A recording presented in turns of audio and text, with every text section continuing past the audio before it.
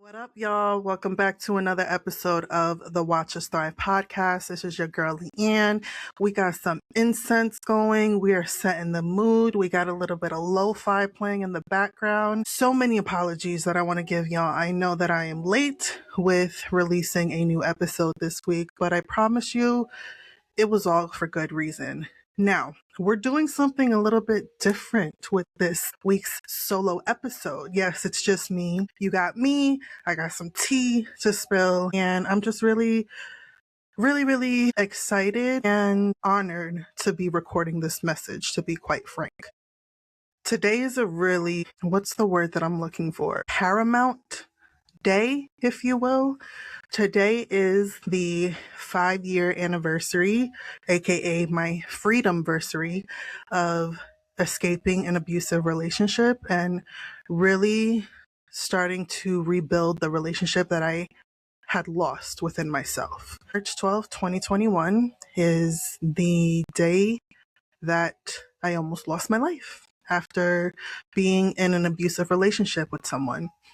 And I'm going to be honest with y'all. I was going to record this episode yesterday, and I tried to record it 4 times. Every single time that I started speaking or I looked over my notes, it just was not flowing. It wasn't connecting. There was something that was missing with the message that I wanted to bring to y'all. So much so to the point that I literally crashed the fuck out. And when I mean crashed the fuck out, I cried. I can't even tell you how long it's been since I cried. And yesterday I had such an intense emotional release that I realize now were emotions that I was holding on to for 5 years. I finally realized that after having such an amazing conversation with my partner, shout out to my boo, you know who you are. Thank you so much. I appreciate you so much for opening up my eyes and letting me see parts of myself that I had lost and that I was avoiding. So this conversation, I want to do this a little bit differently because if y'all don't know, I have officially announced to the world that I am an intuitive reader. I am someone who reads tarot, and I really wanted to start this episode instead of ending the episode with a tarot card pull. The first part that I want to focus on with this conversation is the lessons that I have learned on my own healing journey from navigating, leaving, and healing from an abusive relationship to now entering a healthy relationship, and also having your past try to re-enter your life as you're in this transitional season of no longer being the person that you used to be, but not necessarily fully formed into this new higher version of yourself. What I want to talk about is really like the core truth of my message that I want to relate to y'all. And I pulled cards for the 6 talking points that I'm going to focus on during this conversation. So the core truth that I'm going to speak about right now, I got death upright. And I shuffled the cards off camera so that way it flows a little bit easier. But this is the card that I got. Death upright. Death in tarot is about transformations. It's about beginnings and ends. It's really about profound change. If you think of a butterfly that is metamorphosizing, I don't even know if that's a word, but metamorphosizing from a caterpillar into a cocoon into a butterfly. This is all about having the old cycle end for a new one to begin. So that's what death represents in tarot. And my core truth and my core message that I wanted to share with y'all was I knew that there was a huge cycle that I needed to end. The reason why my ex came back into my life about 3 months ago was because that cycle hadn't been fully completed. I briefly spoke about it on the episode that was talking about my dating history and all of the fuck shit that I dealt with in re-entering the dating world. And if you haven't heard it, I'll link it in the show notes or the description box below so you can check it out, because I did mention briefly in that episode how my ex did reappear in my life after 5 years of no contact and the fuckery that came to be once he re-entered my life. But I really came to the realization that there was a huge cycle from my past that needed to end. There was closure that I was searching for, and I felt like I needed to get closure specifically from that person. But what I came to realize, which is the second part that I want to talk about, the lesson that I learned in my own healing journey. And with that part, I got the Queen of Pentacles upright. The Queen of Pentacles upright represents earth energy, groundedness, nurturing, stable, someone who's practical, who's supportive, who's balanced, who feels like home, someone who's graceful.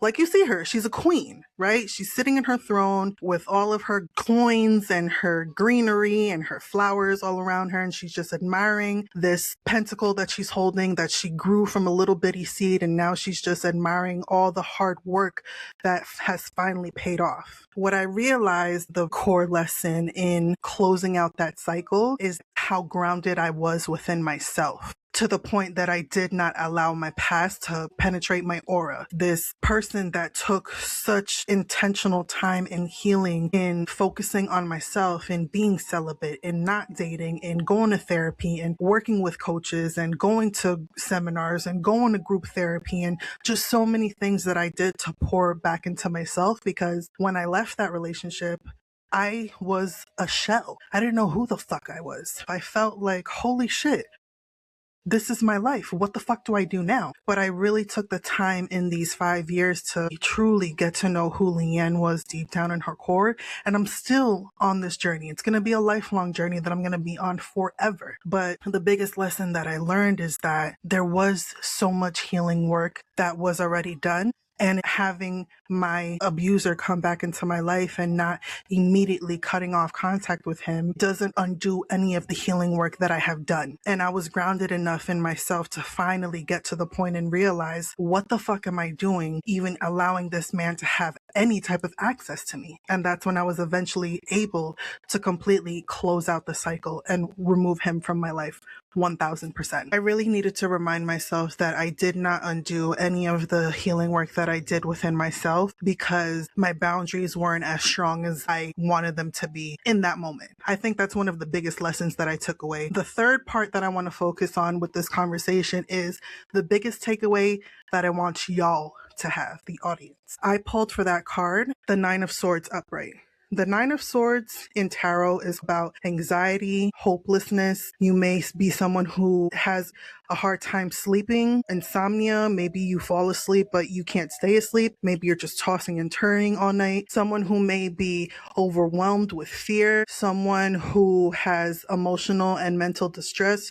You're someone who's super worried. These thoughts are keeping you up at night. Swords represent air energy, and air energy in tarot is about communication. It's about clarity. It's about your mind. So I think the biggest takeaway that I would want for you guys to have with the Nine of Swords upright is that just because you end a cycle, it doesn't mean that you're never going to be revisiting the past, and the thoughts of what you dealt with in the past are never going to show up again. I'm telling you guys, when my ex came back into my life last year, we were at one point texting every day and FaceTiming every day. I knew that I was never going to get back together with him. I knew that I would never reopen that wound and play myself and potentially put myself in another really dangerous situation, knowing who he is. And also seeing that he had not changed. He was still being the manipulative, narcissistic person that I knew him to be. That shit got real old real quick. I was no longer the woman that he thought that I was back in 2020. And I think the biggest thing that I also want you guys to remember is that just because you've done healing from an abusive relationship, a toxic relationship, something that just was no longer serving you, that doesn't mean you're never going to think about that relationship ever again. It doesn't mean that you're never going to be re-triggered by your past. And especially when you're in a new relationship, something that I realized within myself was that I wasn't scared of the other person. I was scared of how much of my past I was still holding on to and how that was affecting me and the way that I was showing up in this relationship. The fact that I had such an emotional release yesterday made me realize that there were so many emotions and feelings that I was avoiding for 5 years. I think I was someone who was very much logically healing, and I'm not saying that in a way that my healing was surface level or it was fraudulent or it wasn't intentional. No, of course not. But I think the part that I was avoiding the most, which is why it's been so uncomfortable for me, is the fact that I was not comfortable with feeling the emotion and feeling the feelings of, damn, it's been 5 years and I'm still affected by this person, especially with him re-entering my life, getting re-triggered by that, having all those feelings come back, the good and the bad ones, and then realizing that this shit is never gonna be what you wanted it to be back in 2020. It's never going to be something that you wanted it to be because it was never something solid and real to begin with. You had fallen in love with the potential, but you now see who he really was. And that's not something that you're able to deal with anymore. You know what I mean? Just a lot of epiphanies, a lot of release, and a lot of realizations that I had. And I think that's why there was such a resistance in me trying to record this episode yesterday, because I hadn't fully emotionally processed that it was okay for me to be sad. It was very comfortable for me to be angry, to be spiteful, to be petty, for me to be fuck him, I don't give a fuck, da da da da da. But I don't think I was ever really someone who was comfortable with acknowledging the fact that I was sad about this relationship not working out that way that I wanted it to. It's some really deep layered shit when it comes to healing, especially from these type of situations. But I'm very comfortable with expressing it in this raw and real and open way because I know I'm not the only one who's dealing with this. Someone on the other end who's listening or watching, you may be in the same predicament, or you may know someone who's dealing with this. And I think when we hear people share their raw and honest truths of the good and the bad when it comes to this healing journey, we can all see some parts of ourselves in someone else's story. So I'm gonna continue talking my shit and spreading my knowledge to y'all, and hopefully hitting someone in the heart space and the emotional space and allowing them to see, like, damn, I feel so fucking seen right now because I felt so alone for so long. Okay, so that's the first half of the reading. We're going to talk about the wisdom from my journey that's going to best help y'all who are listening to this episode. There's going to be 3 talking points that I want to focus on. Number 1, the part of my story that I know y'all are going to relate to the most, and I have a card for each talking point. The second part, I'm going to talk a little bit more about the growth that I've gone through. And then finally, the last piece that I'm going to talk about is the hope or the guidance that I hope to offer to y'all. For part 1 that I'm going to talk about is the wisdom from my journey that's going to best help y'all listening to this episode. For this question, I got the Hanged Man in reverse. The Hanged Man in reverse in tarot represents resistance, stalling, delays, indecision, lack of control, standing still, and the need to move forward. The biggest piece of wisdom that I think so many of you guys are going to relate to was the resistance of wanting to close out one cycle in order to begin a new one and navigating those feelings. I can relate that to my own story. When I said my ex came back and we were in contact for a couple of months, I knew deep down in my heart, my intuition was telling me that this is not a good person. This is not someone that you want to be associating yourself with. This is someone that you need to let go. But I had to figure that out on my own, and I had to do that on my own timeline. And no one was going to be able to understand that but myself. If you're going through this type of situation and you're at this standstill, you're at this resistant point, you're at this delay of moving forward, you're not really sure what it is that you want to do, it's okay for you to have that feeling.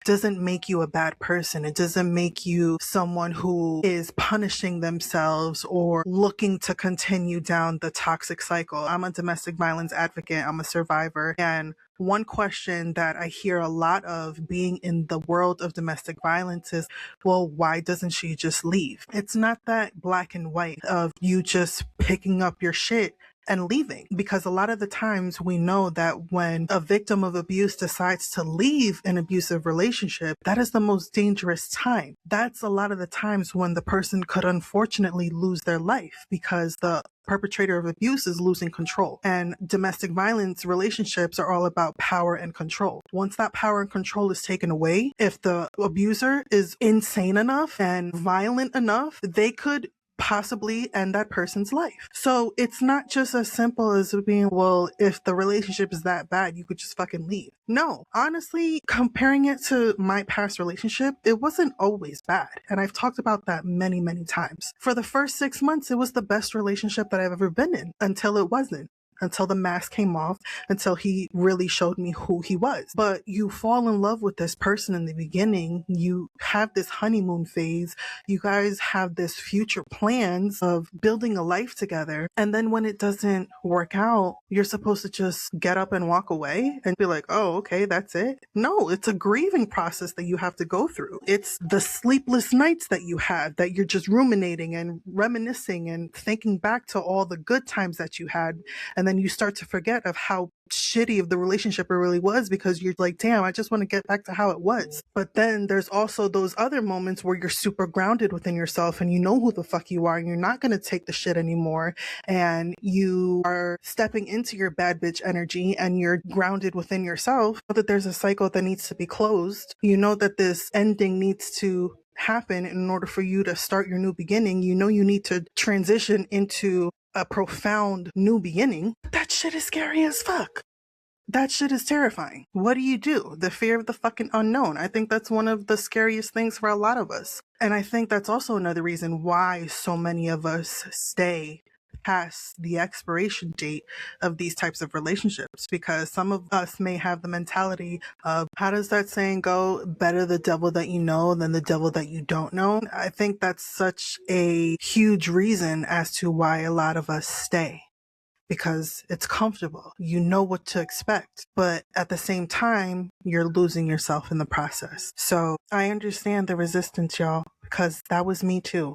I get it. Now, the fifth talking point that I want to talk about is the growth that I've gone through. For this card, I got the Eight of Swords upright. The Eight of Swords upright in tarot represents negative thoughts, mental traps, self-doubt, victimhood, limiting beliefs, self-limiting restrictions, no internal freedom. And if you see in this image, there's a woman standing with her hands bound behind her back and a blindfold over her. There's 3 swords to her left and 5 swords to her right. But you see that there's no sword standing right in front of her that is blocking her. There's literally an open space. And I interpret this card in tarot as, again, swords represent air, represents thinking, clarity, mental thoughts. A lot of the times it's us that is stepping in our own way, and sometimes it's us that is blocking our own blessings because we're refusing to leave these cycles. We're resisting and stalling and delaying these decisions that we need to make in order to end these toxic cycles. What I realized in my ex coming back into my life while I was dating and meeting other people was I was really the one who was blocking my own blessings by not closing out that cycle. I was the one who was stalling and resisting to completely end any communications with him. And I was in that same breath blocking this new relationship that was trying to come into my life. So I think one of the biggest lessons that I've had in healing was recognizing that sometimes the obstacle that comes into your life is not the other person. It's you learning to step out of your own mental traps. And that's self-awareness and taking accountability,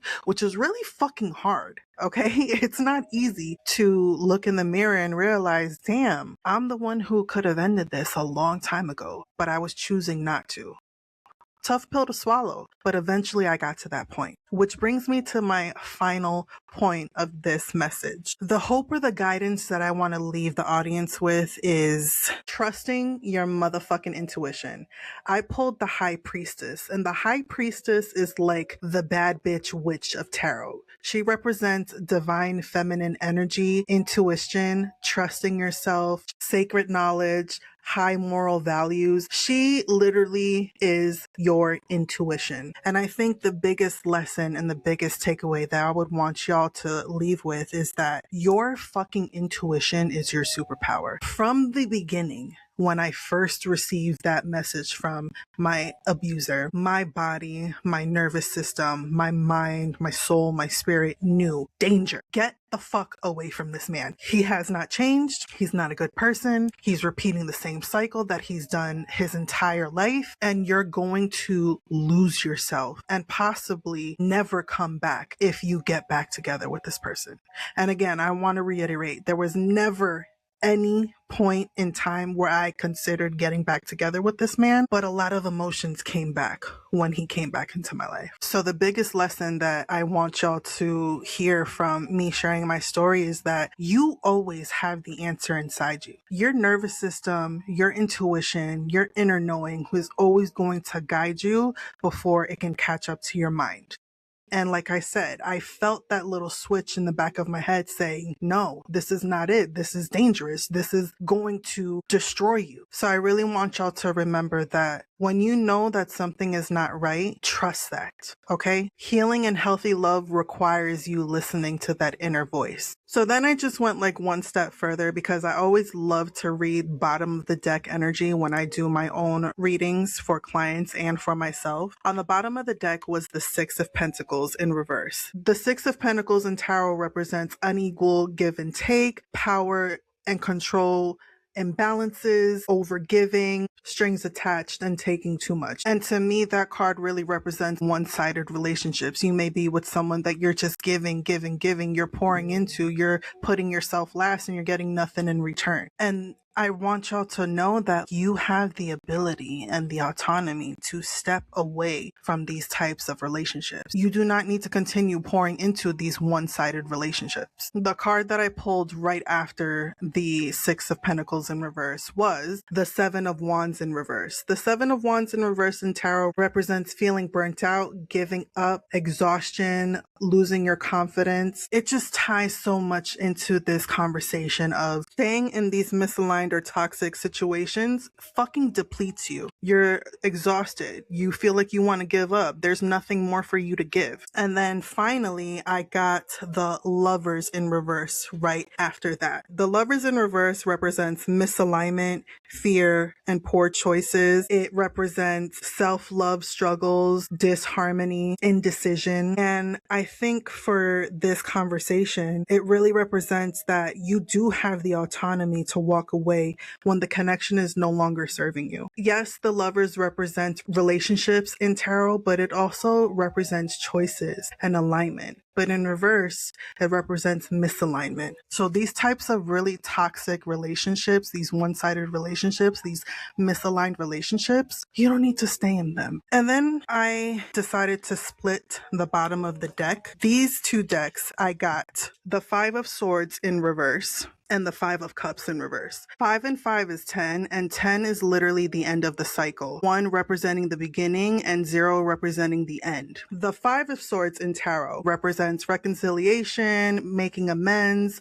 addressing past grievances, the desire to forgive, healing old wounds, and reconciliation with yourself or closure. 5 of Cups in reverse in tarot represents self-forgiveness, emotional recovery, moving on from the past, processing, healing, acceptance. So when I see these two cards together and specifically resonating for this message, I think another huge takeaway that people need to have is having forgiveness within themselves, especially when you're on this healing journey. And I think it's so important for people to get the forgiveness for themselves and not seek that in other people. Because what I realized in my whole journey is that I didn't need closure from him. I needed closure with the old version of myself. And I needed to forgive myself for what I accepted in my past. And I needed to let the old version of Leanne go at the same time. So yeah, y'all, that is my 5-year anniversary episode. There was a lot of reflections, a lot of realizations, a lot of tears, a lot of aha moments, and just so much self-reflection that I really needed to do for myself in order to truly move on and completely close out this cycle once and for all. I know that I am not the same person that I was 5 years ago. And through it all, the good, the bad, the straight up shitty, I am grateful for every single part of this journey. I'm still learning 5 years later, but I've learned that closure is really an inside job. My intuition is my compass, and my freedom is mine to claim and no one else's. You do have the power to step out of any sort of situation or dynamic that is no longer serving you in order for you to make room for new beginnings in a possibly healthy, loving, healing relationship. And that is the journey that I am currently in now. And it's been a fucking journey. Let me tell you, the healthy relationship that comes after the toxic relationship is probably harder because there's so much unlearning that you need to do. But I promise you, y'all, that there is such a beautiful life that you're going to be able to live once you leave this situation that's no longer serving you. And once you really take the time to pour back into yourself and to find yourself and to love yourself. You need to have a strong, solid foundation within yourself first, and then everything else is going to come after that. And I promise you, there is so much beauty that is waiting for you, but you got to do it for you first. And no one else. I really want y'all to take this question and think about it. What cycle in your life might you be ready to close today? And with that being said, this is your girl Leanne, the creator and host of the Watch Us Thrive podcast. I do offer personal readings for anyone who is interested. I'm going to share how you can book those with me in the description box below or the podcast show notes if you're listening. I love y'all so much. I really hope this message was able to resonate with someone out there who needed to hear it. Listen. I say this shit all the time. This healing journey is ghetto as fuck. It is not rainbows and butterflies. It is not the curated, pretty version that we're used to seeing on social media. It gets ugly. It gets triggering. It is okay if the road to your healing has a few bumps along the way. Healing is not linear, y'all. It's such a cliche saying, but it's the truth. There are ebbs and flows that come in this healing journey, but I promise you, you're doing a good fucking job. So give yourself a little bit more grace. And everything that I say to you, I say it back to myself tenfold. I love y'all so much. Remember the 3 pillars to success. Drink your motherfucking water, mind your motherfucking business, and do not be afraid to ask for help.